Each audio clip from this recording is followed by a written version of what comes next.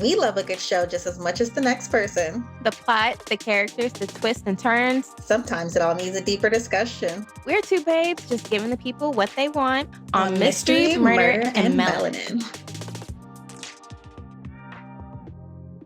All right. Hello, hello. Welcome to Mystery, Murder, and Melanin. I'm your co-host, Harmony. And I'm your co-host, Yelly. So today we are going to be reviewing and telling you guys all about The Deliverance on Netflix. Yes, if you guys haven't seen it, make sure you pause, go watch the movie right now. It's been pretty popular on Netflix for the last few weeks, and we thought it's October. The vibes of the movie, are more on the spooky side, so why not watch it and review? Yes, so The Deliverance is starring Andra Day as Ebony. She's the mother. Glenn Close as Alberta, that's Ebony's mother.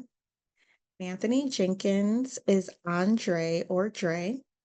Caleb McLaughlin is Nate, the brother. Demi Singleton is Shantae, the sister. And our girl Monique, she is the Mhm. caseworker, Cynthia. So those are pretty much the main characters.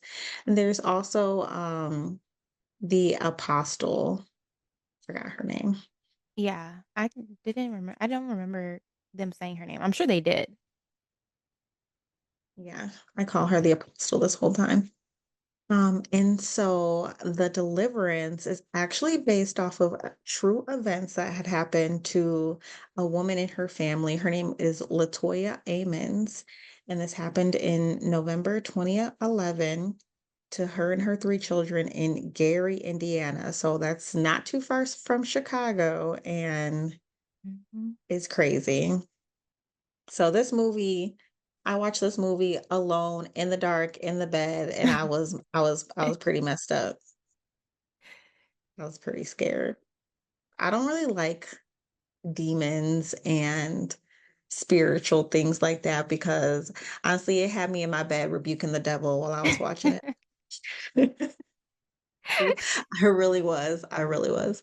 I'm not gonna lie. I'm like, I don't play with spirits and stuff. I mean, I like all types of scary movies, so I don't mind watching, movies like that, The Exorcist and stuff like that. But even though I don't mind watching those movies and I like those kind of movies, I do always feel like, dang, what if I'm gonna start hearing scratching on my wall or something? I rebuke that. This is the house of the Lord. Okay. So this movie starts off with Alberta, the grandmother. She's like worshiping God in church and everything. She's having her whole scene in the church. And then it's kind of like introducing all the characters. We see Ebony in a scene and the children. And then it quickly goes to, they're having a dinner scene. And I feel like Alberta, the grandmother, is just like going in on Ebony's cooking at the dinner table, which is pretty rude. I kind of feel Ebony in this, like, dang, why y'all talking about my food? Like, somebody else could have cooked then if y'all wanted to talk about my food like this. Yeah, I felt like, of course, since this was like early on in the movie, this definitely was the first little look we saw where we're like, okay, obviously this mother-daughter dynamic is not a healthy one.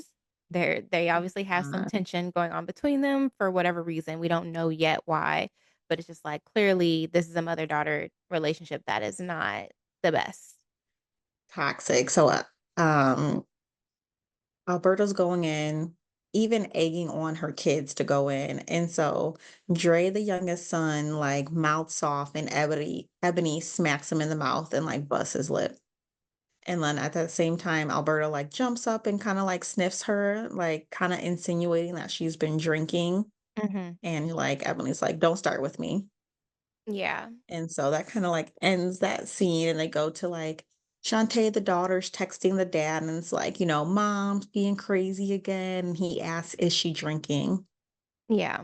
And so Shantae really didn't, I don't think she answered like yes or no. Like at that point, we don't know if she's drinking, but she just kind of like is kind of snapping off. And then Yeah. at the dinner table too, they mentioned like Dre is lactose intolerant. And then that night, Dre is like sleepwalking Mhm. and he's, like, guzzling some milk, and it's like his eyes are just, like, glazed over, and he's just, like, drinking milk. Milk's, like, falling all down his face, on the ground, and then a bird hits the window in the middle of the night, and this little boy walks outside, and he looks at the dead bird on the ground. Yeah. When they did this, I was like, "Ugh, classic, classic, scary movie signs, like a little omen, like, oh, this bird's hitting the window. Some animal Yeah. has died." I feel like that's a classic kind of like thing they do in these types of movies. Another classic thing they've been doing in this movie is, like, there's an awful smell that everyone keeps Mhm. smelling that's coming from the basement, and there's, like, swarms of flies flying around this basement door that they just keep shutting and locking. Like, Yeah. no one's been going in the basement, they just keep shutting it, waving these flies around and like, ugh. And so Yeah. this is a rental property also, so for some reason, they just haven't gone in the basement yet. Which I think is so odd because I feel like in so many scary movies, that's like the thing is like, "Oh, nobody's really in the basement." It's like, now why would you move into a place and, like, you're not going there, I'm realistically? Yeah, no, I'm checking out every square inch of a place that I'm renting out because people be squatting in houses for one. Mhm. Like there was like a whole nother Netflix show about like people living in people's attics and stuff. Yeah. I'm Yeah. not going. Yeah. I'm checking So everything. I'm checking everything. So the next scene, the three kids are walking home from school, and there's like some black boys that start picking on Nate, and like his sister's like, "Hey, leave him alone." And then the boy like throws a rock at Nate's head and like causes some blood. And at the same time, Ebony's like Mhm. cleaning up, putting away clothes at the house, and she finds a bottle of liquor and like a wad of cash in Nate's closet. So at the same time, the kids are walking up, Ebony's walking out, and she's like, where this come from?" And it's like, "You think I would touch that after I know what it's done to you? Like I was hiding it from you." Mhm.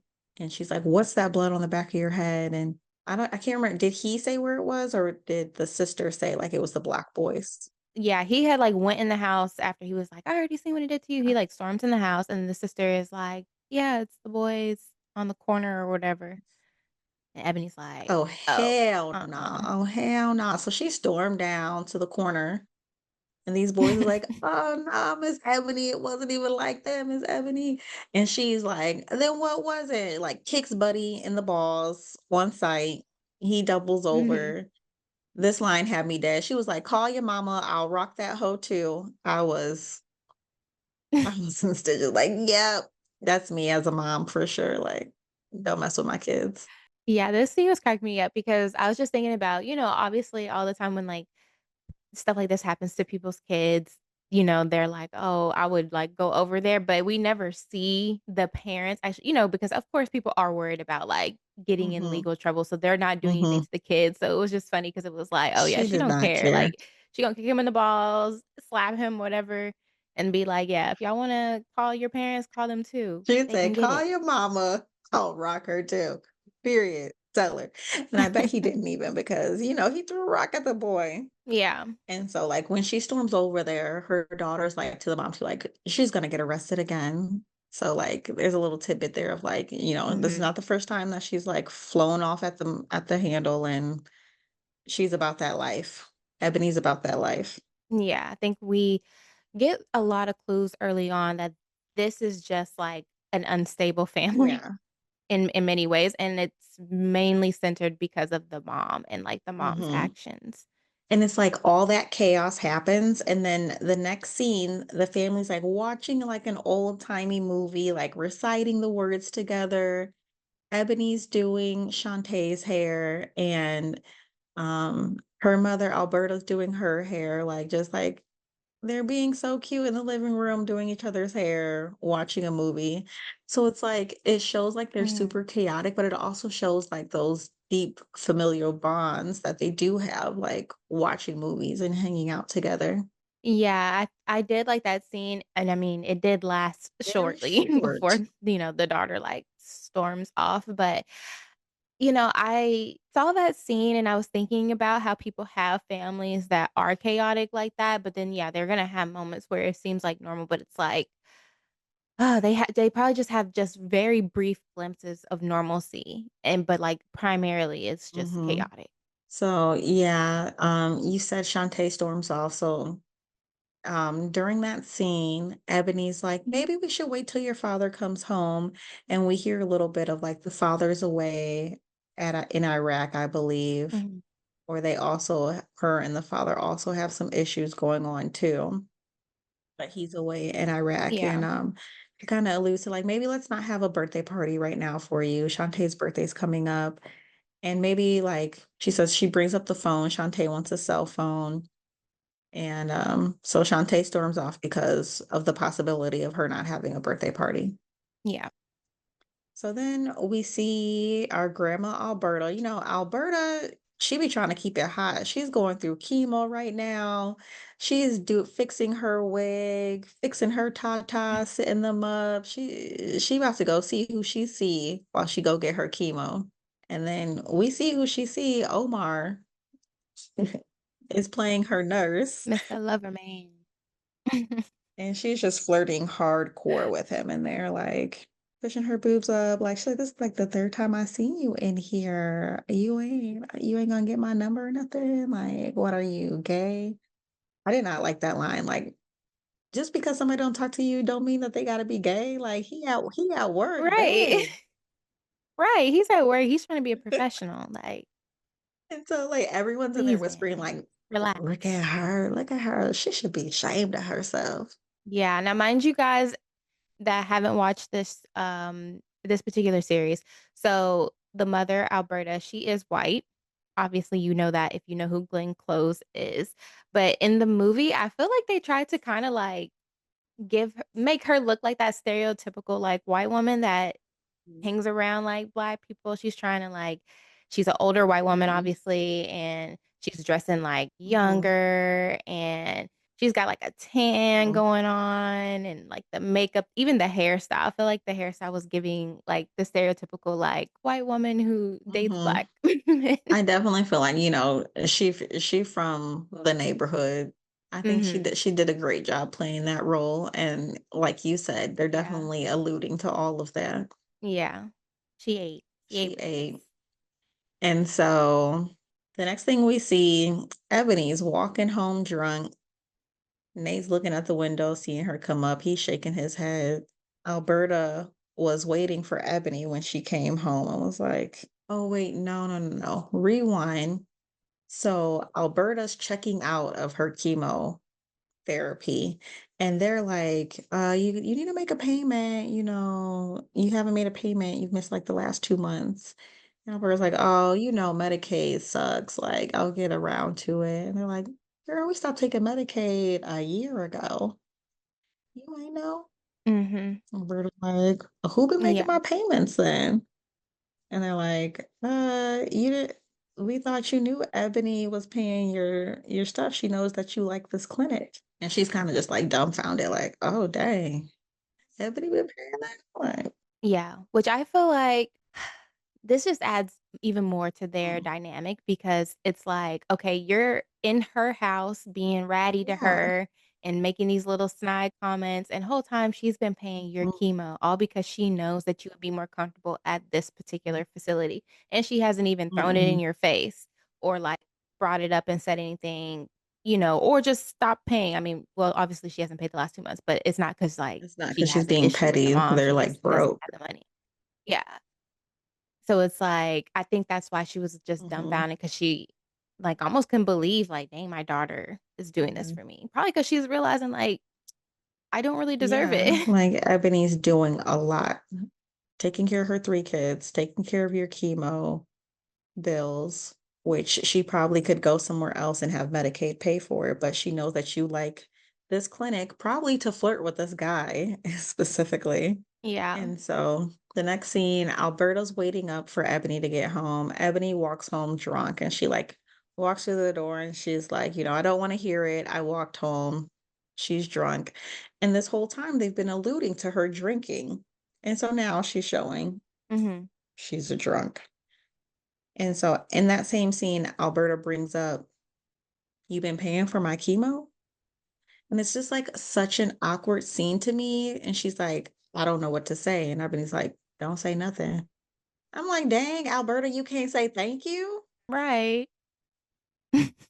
You don't know what to say. Thank you.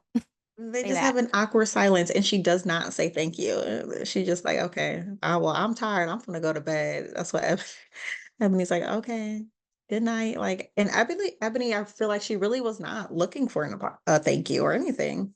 Mhm. I feel like she knew she Yeah. wasn't gonna say thank you. Like, she knows her mom enough to know maybe the pride is gonna stop her from saying thank you, or just, like, maybe the mom is one of those kinda moms that's like, "Oh, well, I gave birth to you and I did this, so, like, really, you should do that for me Hmm. anyway," type of vibe, but either way, I think she didn't expect her to say it in the first place. So she know her mama. She like, all right, yeah, I'm paying Mhm. it. I'm gonna go to sleep though. I'm drunk. Right, like, I'm feeling good right now, I don't wanna Yeah. ruin this vibe with, like, an I'm gonna take my argument butt with to you. bed. Good night. And so Ebony has kind of like a bad dream, and it's like super eerie. This like man standing over her, super bad feels. And she wakes up from this Mhm, dream, and like the door slams, and she hears footsteps run down the stairs. And so she grabs a bat and she wants to go check out the house. The basement door is open, and like the flies are still swarming around this door. She closes the door and mhm, locks it. Like this is just a continuous thing. They close the door and just lock it. This door just keeps opening. And so she's walking around the house, and Nate comes downstairs while she's doing this and like scares her a little bit. And she's like, "Where'd you get this money from?" And Nate's like, where's my money?" And she's like, "Where'd you get this money from? You mhm. better not be selling drugs or anything in my house." And he's like, "You know what? Dad sends me money because I told him I want to get away from you." And that kind of hurt her, I feel like. And she just like slaps the taste out of his mouth. And then before you know it, he pushes her. And we know Yeah. Ebony, talking about Abby. Ebony is not for the bullshit. She jump up and like, who? You don't got the right one today. And so they about to go toe to Yeah, toe. And here come little brother Dre running down the stairs. No, don't hurt him. And like trips over the bat and like it bangs himself up and hurts his side. I'm like, dang, Dre, why yeah, you just beating yourself up right now? Like it does not make your mother look good. right, and also one thing that, we missed actually that had happened, like, some scenes before this, and it's gonna tie into kinda, like, this situation a little bit. And this is something I actually didn't like about the movie. Did you feel like they just had, like, little scenes and then they would jump to, like, another thing? It would never be, like, a Hmm. full-blown, like, long Hmm. scene. It's, like, little pieces of a scene. I did not like that. But there was, like, one little moment earlier where they were outside, well, Ebony and Dre were outside, and he was on the Oh yeah. swing, and he was just, like, talking to, Oh like, yeah. an imaginary friend, Hmm. but she's like, "What did I tell you? Quit talking to yourself and, like, come inside." But it was such a short Hmm. scene. It was just like, what was the point of even doing that? And so that scene that had happened earlier, and now we're at this scene where she's now kinda getting a little, like you talked about, she had the bad dream, thought she heard footsteps, the basement. She's getting her own little taste of, like, something's going on in this house, but she's not necessarily thinking that right now. Right.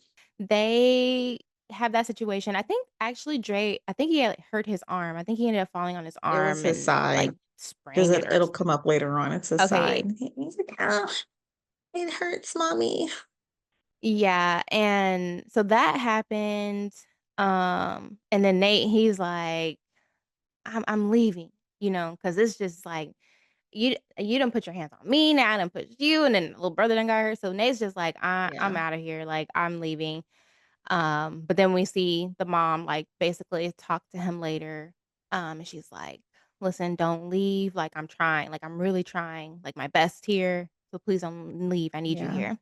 So, after that, they get a visit from the social worker, who is Cynthia, AKA Monique. Mhm. She comes to the house. I like, Monique in Yeah. this I role, love her in this actually. role. Yeah, I feel like she still gave her classic, like, Monique vibes, but it was nice to kinda see her in a more, like, I don't know, I feel like her other roles, usually she has to be this, like, "I'm cussing, Mhm. I'm da da da da this," and it's like, now we kinda get, like, a softer role for her. Not too much So she's the softer. social worker. Not too much soft, but I mean, like, But we see she's her, in like, a really caring caring, like, role. "You gotta get your." Yeah. And so they get a visit from her, and she's looking at the kids like, "Okay, we got Nate, he's got this situation going on with his from where he got hit with the rock and everything. We got the little boy who's got something going on with him. The sister, I can't remember what was going on She with her, but popped she up with had some something marks too." on her arm, like some burn marks it looked like on her arm. Yeah, and so she's like, "Who did this to y'all?" And of course, they're like, "Oh, this happened, and then this thing happened." They're not saying like the mom did anything or anything's happening with the house. They're just like, "Oh, I don't know, I fell Yeah. this," and she's not going for it. She's like, "Listen, I've been doing this job. I know that something has happened here." And so now we know Ebony has this other thing that she has to deal with. She's already dealing with like the mom being there, taking care of the kids. She's trying to work. She's also got this social worker, caseworker coming and doing visits with them because apparently she's going through like a custody Mhm. situation, I think, with the dad who is, like we said, deployed overseas somewhere. Right. And the father made these allegations, is what the caseworker says. Like, he made these allegations of drugging, drinking, abuse going on in this house. So that's why she's here now. And they're going to continue she's going to continue to check on these children until, she feels that the children are safe. And honestly, I feel like Monique Yeah. is the caseworker that we want to see every child have. Like, she's not for any of the BS. Mhm. She's like, "You guys just moved to this house without telling me?" Like, she had to pop up and find them. Yeah. So, yeah, Monique leaves and she's like, "I'll be back. Get your crap together." And then at this scene too, we see a woman sitting outside and sitting in her car looking at the house, and we're like, "Who is this?" Ebony and her mom just think like it's some lady with the social services also. Mhm. So we don't know who that woman is yet. Yeah. So then, after that scene, I know that we have like the birthday party. So it's Shantae's birthday, and so they are having a little get together at the house. They have like Ebony's friends are there. It seems like just like some of the neighborhood people are kind of just here celebrating. And of course, they're just having a good time. That we got the little lover man there serenading the grandmother. And then we've got the kids there. We've got Ebony and her friends. And there's just a few different things that are happening at this party. Yeah, so the nurse from the clinic is serenading the grandma, like you said. And then Ebony's friend, Miss Lawrence, you've seen him before, right? Like, he's been on, like, I feel like, The Housewives. He's like a I felt like he looked familiar, but I was like, I don't know. Yeah, he's like a friend on The Housewives, like Nini's friend or something. And he's Okay. like, I feel like he's like Ebony's best friend. He's like playing dice with the kids and like just having this crazy banter with Ebony. They just be going in on each other. And then so Ebony puts her kids to sleep. She's like, it's time for y'all to go to sleep.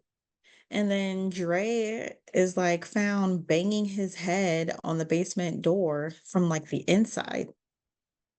We just hear this banging Yeah. noise.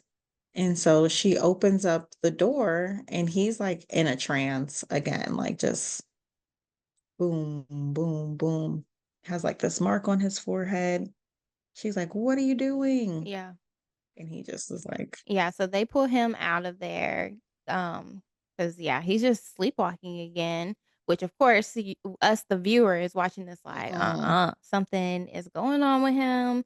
So she gets him, she finally kinda snaps him out of whatever trance he was in, and, she's like, "Why were you down in the basement?" He's got a fever and everything, and he's like, "Oh, I was down there talking to Trey." And she's like, "Trey?" And he's like, "Yeah, he lives down in the hole down there, but sometimes he lives in my closet." I think he said Mhm. my closet or my room. Yeah, he said my I was closet. like, Oh, hell "Uh-uh, no. And her ass just trying to Trey get got drunk. to She just go." go and put him back to sleep. Like, girl, he just was banging his head on the door. He probably has a concussion. You're just gonna put him back to sleep. Right, and I feel like the friend, the friend, he's there. He's like, "Ebony, what's wrong with your kids?" And I feel like if my kid told me that, I would instantly be like, "Who? With Who's all down these there? people They there, say I'll go, "Let's where?" go Like down here, y'all, real quick because I've been right. scared." Search party, Yeah, I've been everybody. scared. Let's all go down here. But no, Literally. This would be the perfect time to go check the perfect basement when time we got, like, 20 people in the for house. real. So, And, yeah, he says he's mhm, scared, and I feel like she just really mhm, dismissed that. She's just like, mhm. "Go to bed." Yeah, that was the second time he was down in the corner. She's like, "What? You're supposed to be in bed again." And he says, "I'm scared." And she puts him Mhm. back in his room again. Oh, yeah, So yeah, Ebony was showing her ass all night. Her friend goes in on her, she goes in on him. Everyone's going home and everything. And so now she finally passes out. yeah. She passes out, then she wakes up, she's hearing banging, she's thinking it's the kids. She's like, "Stop the banging. Y'all stop. Y'all go to bed, da, da, da." But the banging continues. And so she's now up. She's like, "Oh, these kids, like, I told y'all to stop that banging." And so she goes to, figure out what is going on with the banging noise. And I feel like we start hearing just like some yelling and some screaming from the kids. There's yelling for the grandmother. And then what do we see next? So the grandmother walks in and like everyone in the room is like shook. Like the kids are on the bed huddled together. Ebony's on the ground, like kind of shaking too. And like there was this mural Mhm. on the wall that Ebony and Dre had painted together. And there's like a hole in the mural on the wall. And like the dressers are like all messed up, bats on the floor. And Alberta's like, what is going on? What happened? And the kids are shaken up. Ashanti's like, I don't know. I just woke up like my mom was screaming. I woke up on the floor and my mom was screaming. What Nate's like, I don't know what happened. And then Dre Yeah. just says, my mom threw us. Yeah, against the And wall. Ebony's like, no, I didn't. Like, she's like still kind of out of it too. Like, she's like, no, I didn't.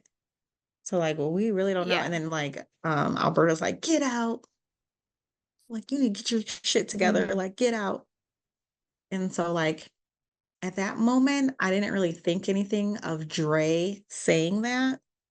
But later on, I was like, maybe he was a little possessed when he said that.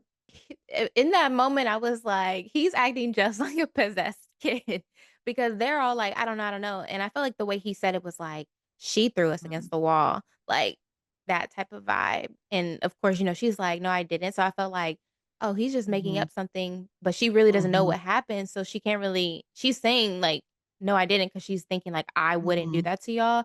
But like, when she's getting up after the grandmother tells her to leave, she's like, "What happened? What happened?" So it's like now she's mhm, back in her right state of mind, and she literally doesn't know what happened. So I felt like, oh, he's just trying to like pin something mhm. on her, and the way he said it was just so He sinister. did. He did.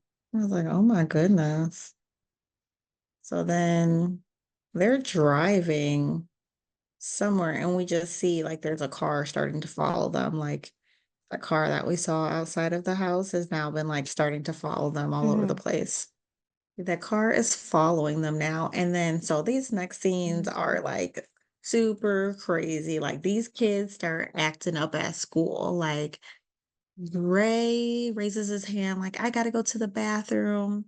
At the same time, Nate's in another classroom. He's starting to laugh uncontrollably. Dante like walks, steps down off of the bleachers, walking towards her teacher. Dre says, I gotta go to the bathroom. And the teacher's like, I feel like she just was like, okay, go to the bathroom. And Dre in class pulls down his pants, starts peeing. And the teacher's like, what are you doing? Like, no, stop. He continues to defecate, poop, and Mhm. throw that at the Throws it. teacher. I probably would have put my hands on him. I'm sorry. Like he threw shit at the teacher. No, it was all the kids screaming during this scene that made me crack up the second time I watched this because I guess I didn't really realize it at first, but all the kids are like, because I'm just imagining, like, yeah, they're all trying to dodge I this would be poop. gone. I would be out the room. Like I'm not finna play with you and your poop, this little boy. And so Nate's like laughing uncontrollably in class. Like the teacher's talking about like leprosy diseases, and she's like, my brother had it. My brother died from it, and he's just like dying laughing, doubled over, Yeah, sinister laughing, like just. And we just know that's out of yeah, all of that's out of character for these children. And yeah, then Shantae is like just bleeding down her leg, and she's kind of, I feel like, just out of it too. Like, and she just yeah. walks into the teacher. I was thinking she was, like, starting Yeah. her period or something, is I what think it so gave. too. I don't like how they like weaponized her period, but like, I guess. Yeah, but all the Yeah. kids are just going berserk at the Yeah. same time, like, There's some odd shit simultaneously, going on. and just very weird, and, like, all of them get taken to the hospital, which I now looking back at it, I think that's funny because why would your thought be to send all of them to the hospital, like, for what they were doing? Maybe the girl because I mean, well, not even her, because it's like, if you're just like, "Okay, she probably is having her period," but it's like, "Okay, why are you sending Nate to the hospital because he was That's laughing true. uncontrollably?" For real, why would you send them to You know, that? They're like, like y'all just bad. Like, what the fuck? yeah, so I don't know if it was just the simple fact that, like, maybe they all just I mean, I know that they didn't remember, but I guess maybe each of their individual teachers, principals, whatever, were just like, "What's happened?" And they're like, "I don't remember, I don't know." Maybe they're just like, "Send them to the hospital," but I feel like that wouldn't be the normal, Yeah. like, reaction. Maybe because like I don't know if this is a new school for them too. And then she already has a DCFS Mhm. case. And then it's like they're just acting so bizarre out of their character. And they Yeah. had called Ebony while this was, I guess maybe after this went on, like she could have even been like, take them to the hospital or something. Like she knows that's out of character for her children because she gets to the hospital too and she's like, what is wrong with my children? Like you guys need to do more tests like this. They're having like a psychotic break. Like what is going on with them? And the hospital's just like, no, Yeah. no, the MRIs came back clear. Like they came back clear with all their tests. Like, Yeah. you know what we do need to talk about? We do need to talk about those bruises on them. Yeah. And everybody's like, Yep, they got that going yeah, on. Ebony's like, and Alberta's there with her too. So Ebony's trying to snap off at the doctor or nurse. And Alberta's like, she's only Mhm. trying to help, like, calm down, Ebony. And they're kind of butting heads right there too. So after this, they're now back at home and stuff is still happening at the house. So we see a scene where like Ebony's giving Dre a bath, but then for some reason she walks out of the bathroom. I can't remember why she walked out of the bathroom, but she walked out of the bathroom. Oh, I think she got like a Hmm. phone call. And the next thing we know, Nate is in the bathroom trying to drown Dre in the bathtub. Insane. So Ebony runs up there. And at the same time, Alberto's putting up a cross on the wall. And so Mhm. Ebony runs upstairs and is trying to pull Nate off of Dre. And is like, with all of her might, she could not pull him off. And then suddenly, like, they both fly back across the bathroom floor once he's finally off of him. And like, Mhm. Dre like pops up out of the bathroom and he's like in a different trance too. He's not there. Like Ebony's holding him crying and his face is just like a sinister stare staring out the door. And Nate's like, I don't know. I don't know. Yeah. Like I'm sorry, I don't even know. Like he doesn't know what took over him. So this is becoming a common thing. Like they're doing some crazy stuff and nobody can remember what they're doing. So I feel like the next morning, Cynthia, the social worker, pops up again to see the children. And Ebony is not trying to have her come up in this house. Like after that just Yeah. happened last night, like Nate trying to drown Dre, she's like, no, you cannot see these kids. But Cynthia bogarts her way up in there. She's like, girl, I'm about to see these kids. And like, Yeah. she's like, are you okay? Like, you need to get it together. And I feel like Ebony kind of admits at this point right now, like she's been hearing things, she's been seeing things, like she's like kind of like feeling a little crazy, like she's becoming unraveled right now. And she's like, do you even Yeah. understand? Like, do you even understand how it is to have children? And so we see a Yeah. little bit of another softer side to Cynthia, and she tells a story about her son, Julian, had got hit by a car at the age of 7. And I feel like from this little story, that's basically how she's telling us, like, she got into social work. She's like, "I wasn't able to do anything about, like, saving him from that incident that happened, so I can try to help other kids in other situations, save them from, like, whatever situation they're in." Right. So she's like, wraps up that story and she was like, and this is why I want to see your kids. Where the kids at? Let me see them. And then Alberta's like, mm-mm, you ain't seeing them today. She comes down the stairs with the bat and chases Cynthia out of the house. So This scene was so it funny to me was. just because of how they had her looking. So, yeah, they run her out of the house, and we see the woman out there again, the woman that they don't know, but they assume is with, um, the social worker, and Berta, she walks out and hits this woman's car with her bat twice, telling her to leave and, "Don't be around here, our house." And I'm like, now see, these are people who are about the action. Get out of here. Get on. Get. Like, this is why I feel like I always am joking with my boyfriend and saying, like, I need to have a bat in my car because I feel Yeah. like a bat would be way scarier, you know? Yeah. Yeah. You need a bat or a golf club, something. Yeah. Something that means business. You mean business. Business. My business bat. That's what we need. Hmm. So I feel like right after that scene, the apostle like follows Ebony like after work and like sees her in an alley damn near. Yeah, Ebony's like at the bar having a good time. I think Ebony works at the bar. I think we discovered now that she's at work. And Maybe. But one mhm. scene she was cutting hair when they called her from the You're right, school. you're right. She She might could be a have 2 jack of all jobs. trades, yeah. Right. So the apostle's like telling Ebony about her background and why she's been following her. She is not a social worker. She calls herself an apostle. And she says the family that lived there prior to her, she had to perform a deliverance, which, Ebony's like, what is that? Like a circumcision? And she's like, no, with the power of Jesus, with the power of God, you can just speak and command these demons out of him. But she was unsuccessful and tells her that. And like, she lost the boy. So this whole family died. And we see like a flashback of this demon taking over this family. Yeah. And you see the mother like cuts her husband's head off with an axe. And then she says she strangled the daughter. And then she says the woman hung herself. I don't know about you, but I'm like, you was unsuccessful with the deliverance and the whole family died. Now, lady, I don't know. I don't know if you're ready for this now over here.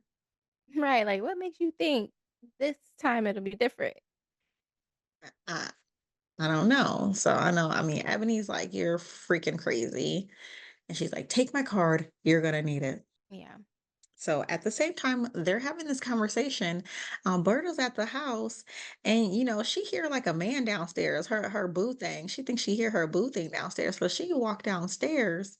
And it's just her and Dre in the house, and this spirit like attacks Alberta. Like it's like a dark spirit, just like jumps forward on her, and she's just like fighting it. Takes her to the ground, Mhm.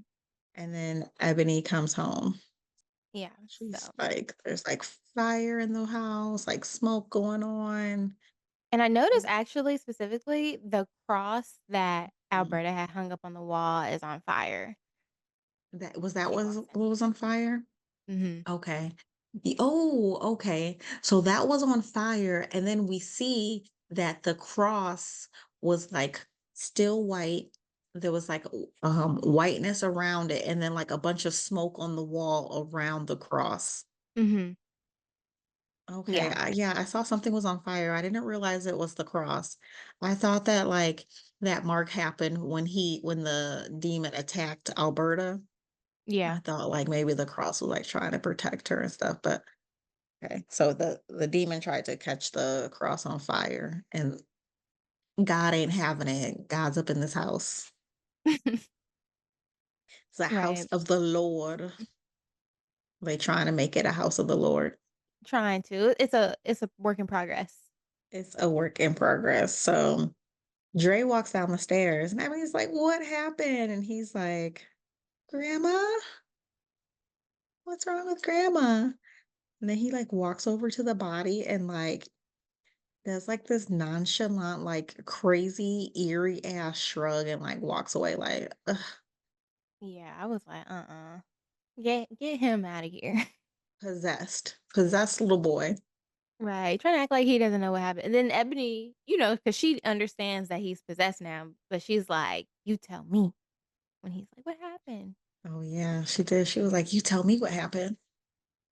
And then, oh, I forgot it during that conversation with Ebony and the apostle. The apostle's telling her the story about the family that had passed away in that home.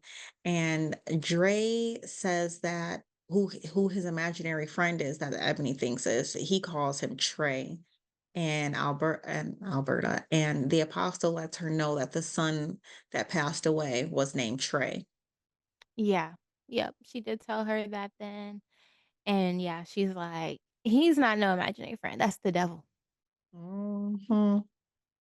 That's the devil. And so, the apostle had told her too that that demon wants your son. That demon has taken over your son and is going to be possessing your other two children through your son. Yeah.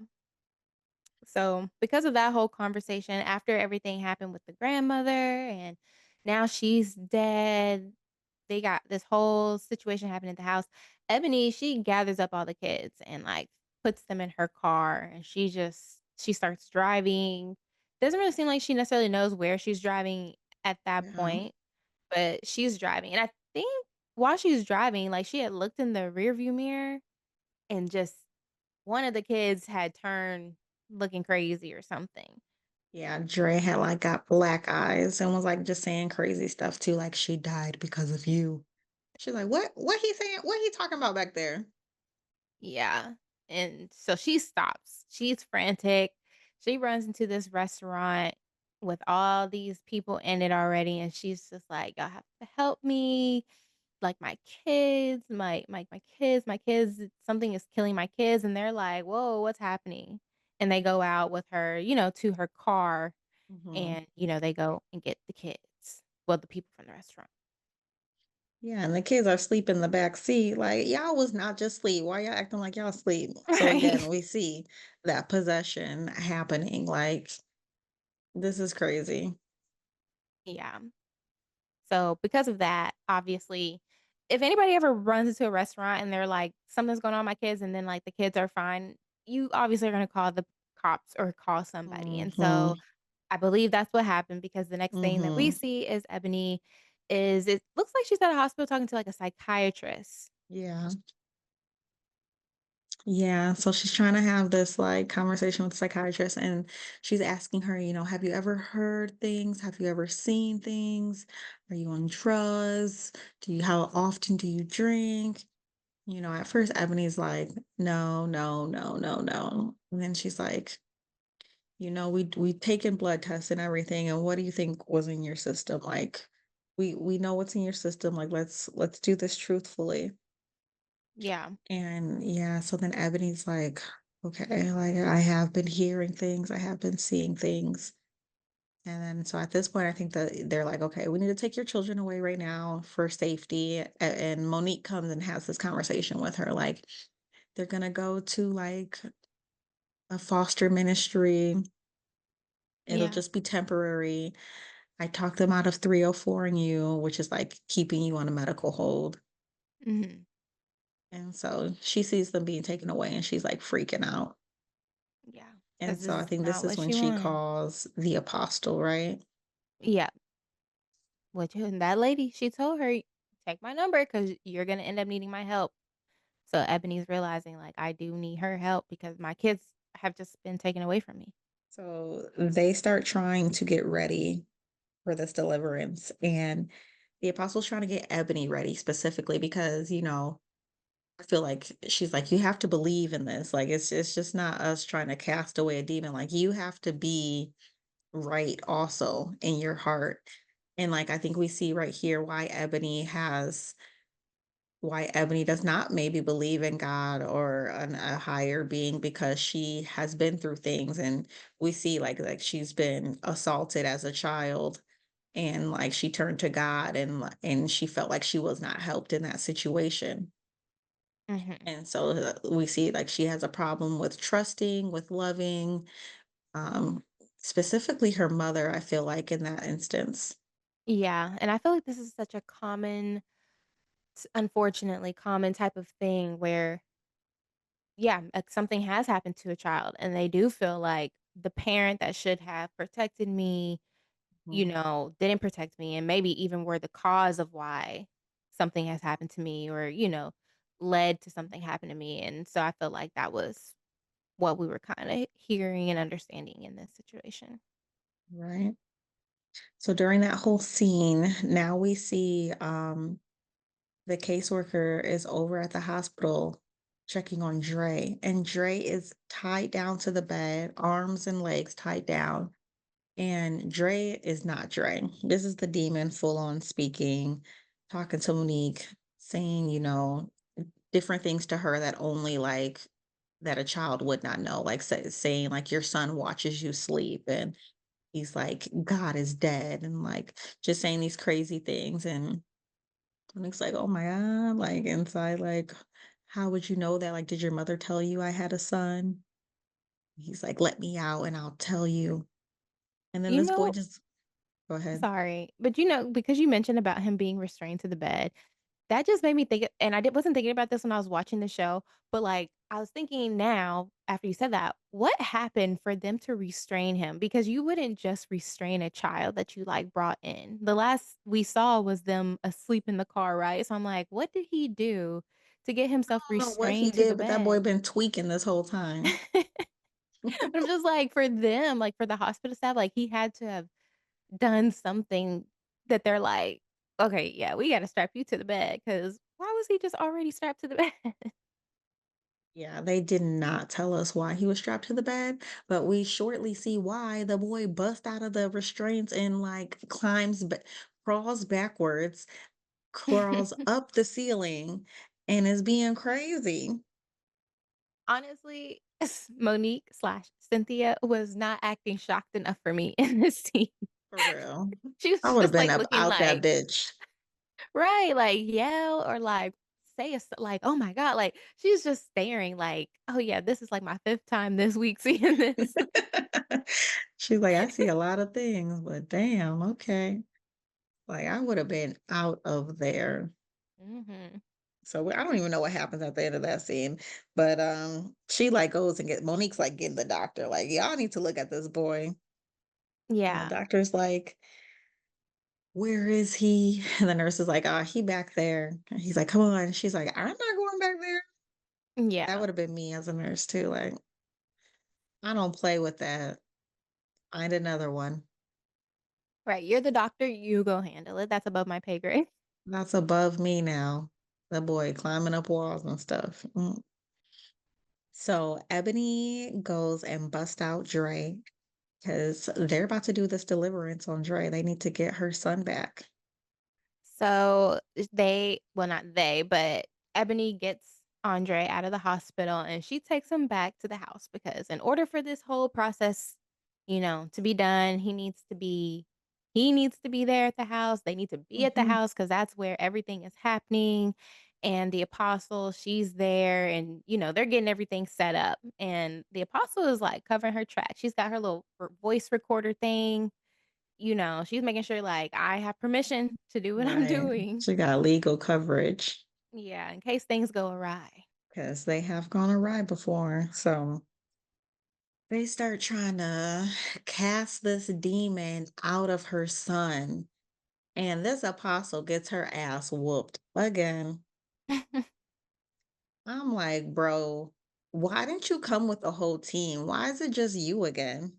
Yeah. Mm, You could have had more people on your team than just you trying to fight this demon. Like, I'm not playing with demons. You should have had a whole worship team behind you. that's how I feel, cause like, in all the movies you see, or even, like, cases I feel like that I've, like, read or listened to that are based on real things, it's Hmm. always, like, a priest, and he's got, like, his Hmm. little t like, 2 or 3 little people Hmm. with him that are, like, helping, and it's like, "You came by yourself, girl." You came by yourself, and you have Ebony, who is not even a true believer at this point. Right. She just wants to, save her son. But she gets her ass handed to her, and she like tells Ebony, like, you have to take over. Like, I was scared again. I'm sorry. Like, you cannot have any fear. Like, you have to fight for your son now. And like during this whole time, now we see her other two children, Shantae and Nate, they're going through it too. And they're like in some like covenant homes, like in the ministry, like in some nun ministry place. And Mhm. like Nate's like walking in the halls, like he's just in pain, like he's screaming, like there's like blood coming from his eyes. Shantae like levitates out of her bed and like she's like going through some pain and stuff too. And so Ebony now starts trying to fight for her son, and all of this starts like I'm shook at this point. Like Dre starts turning into different people. He turns into her mom and like starts saying crazy stuff to her. Yeah. That Uh, was freaking me out. Like, yeah. The stuff that they were making the mom say, cause like, I was like, now how I feel like, okay, there are some things they didn't need to make her say, but they made her say, and then it made it seem so goofy. Like yeah. But like, I feel like most exorcisms and stuff like that, like the demons are saying like some crazy, like stupid stuff. Like most of them are just yeah, saying crazy stuff. that's true. I just felt like, why'd y'all make her say that line? Now this just seems goofy. It was definitely off the wall. And then the demon turns into Ebony and she's looking at herself. And then so at this point when she's fighting herself, she kind of like loses and dies. And we see her go into this like dark place where she's talking to her mother and possibly God at this time. And like she just is coming to like, I feel like a coming to Jesus moment, like feels loved, like feels the love of God. I feel like Mhm. forgives her mom, knows her mom loves her, knows God loves her. The demon thinks he's won at this point and is like walking away in Ebony form. And then Ebony like levitates back up to her feet and is like, nah, this is not over. Mhm. Come on, let's go. Like I'm telling you all, I fucked with this scene. Like I got chills when she like started. She put her hands up, and now she starts rebuking this demon out of her son. And Mhm. so she starts praying. She's like, "I rebuke you in the name of Jesus." And then like some music starts playing, and then the girl starts speaking in tongues, and I'm like, "Oh, hallelujah! Yes." I wanted to speak in tongues in my house. I'm like, yes, Jesus, cast this demon out. Yes. Have you ever I witnessed people speaking in tongues for the very first time ever in my life, and, like, it was actually my best friend's it was, like, the night before her wedding, and she's super religious, and then, like, some of the other bridesmaids are super religious, and, like, her and one of the bridesmaids were, like well, maid of honor. They were speaking in tongues, and I never had heard anybody speaking in tongues before, and I was like, "Man, I wish I was, like, this deep in my faith to where I could have a moment like that." It's so Yeah. fascinating. It's definitely fascinating. In the churches I've grown up in, I've definitely seen people talking in tongues. I have never been compelled to be able to speak in tongues. I definitely feel like it's like a gift that you have to have. Mhm. So I've never spoken in tongues. Sometimes I wish I could, but I think that the different level of faith. Yeah, for And sure. I feel like it's like something you have to be able to have in you, like any gift of God or anything like that. Mhm. But she starts speaking in tongues, and I'm like, yes, amen. She casts the demons out, and the demon's like, no, don't do this to me. And she sends him back to the pits of hell, burning on fire. Mhm. Her daughter's levitating. Nate's like biting himself. Like everyone's just going through. It's a bunch of craziness happening. And then everyone, once he goes back down into the ground, everyone's at peace. Yep. Shantae falls back into her bed and is sleeping peacefully again. Nate's on the ground looking peaceful. Not as peaceful as Shantae. Like Shantae, like Yeah. nothing was on her, but like Nate has like it looks like nail marks in his arms and like kind of like looking like the Christ, like the Yeah. crucifixion. I think they call that stigmata when you have the Yeah. markings. hmm So that all happens. And so kind of the next morning, I feel like Ebony is like a new person. Like she sees life differently. I feel like she now would consider herself a child of God. And her and Monique are talking. Monique's like on her side now. She's like, I saw that bullshit. Yeah. I believe you now. I believe you. We gonna get these kids back for you. And Ebony is like, what God's will be done. Mhm. And then, they do the writing of like what happens next. I think it's like maybe after 6 months she was able to get the kids back, Yep. which After I 6 think is months. kind of short, but I guess Yeah. she didn't really do anything to them that they could really prove. Yeah. I mean, I don't really know how I didn't read up on the real case to see how exactly that like, she was able to get the kids back, but I know that there have been other similar type of cases, and I feel like depends on where you live, I feel like it could be a little easier to like, if you live in the South, I feel like it would be easier for you to be able to get your kids back if there was a situation like this because, of course, people from the South are, like, very religious. So I feel Mhm. like they could be like, "Yeah, that is something that would happen." But I know that they're in, like, Philly or Or somewhere in up Indiana, girl. I'm Oh talking yeah, about in yeah, the yeah. movie Yeah, anyway. But, yeah. Oh yeah, so my yeah, in bad. the movie, yeah, she did get him back, like, pretty fast based off what they said. Crazy, crazy, crazy. I would rate this movie maybe like in like a 7.5 out of 10. Like it was some like outlandish ass scenes and like we said, like how did we get from this scene to the next scene? There's a lot of like gray area, which Mhm, I'm okay with gray area sometimes. I enjoyed the whole Deliverance. I'm sure some people might think it's super corny. I mhm, enjoyed it. I think there was some great acting. I love Andra Day. I loved Caleb McLaughlin. Love him from Stranger Things. yeah. So what would you rate the movie? The first time I watched it, I probably would've gave it, like, a 9 the very first time, but now after Mm, watching it a second time, I will probably give it, like, a 7. mhm. I would give it, like, a 7, but I do agree that, like, the acting was great.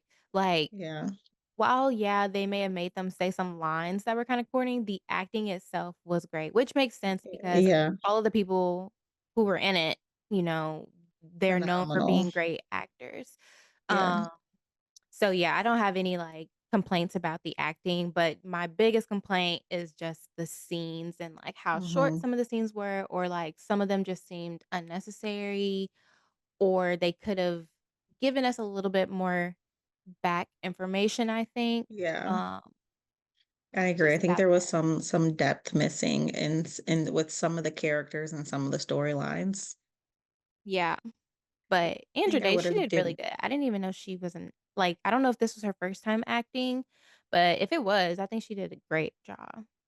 Girl, what? No, she had just played on a Hulu series too that I loved. I meant to look it up. The United States versus Billie Holiday. You have to see that. It's on Hulu.